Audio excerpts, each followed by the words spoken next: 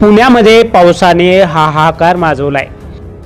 या पावसामुळे पुण्यात नदी नाल्यांना मोठा पूर आलाय। पुण्याच्या भोर तालुक्यातील पानवळ गावचा शेतकरी ओढ्याला आलेल्या पुराच्या पाण्यात वाहून गेल्याची धक्कादायक घटना समोर आली।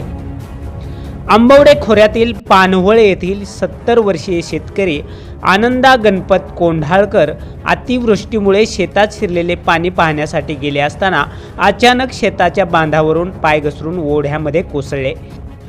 त्यानंतर ते पाण्याच्या प्रवाहासोबत वाहून गेले। मिळालेल्या माहितीनुसार पुण्याच्या भोर तालुक्यातील पानवळ गावामध्ये मुसळधार पावसामुळे ओढ्याला पूर आला होता। याच ओढ्यातून हे शेतकरी वाहून गेलेत। त्यांना वाचवण्यासाठी त्यांच्याबरोबर असणारे चुलत भाऊ सुरेश दिनकर कोंढाळकर यांनी शर्थीचे प्रयत्न केले, मात्र त्यांना यश आलं नाही। पुराच्या पाण्यात वाहून गेलेल्या आनंदा कोंढाळकर यांना शोधण्यासाठी स्थानिक नागरिकांकडूनही प्रयत्न करण्यात आले।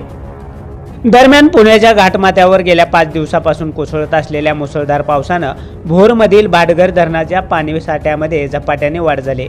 5 दिवसात धरणाचा पाणीसाठा 11 TMC एवढा वाढलाय। सध्या धरणामध्ये 47% एवढा पाणीसाठा आहे।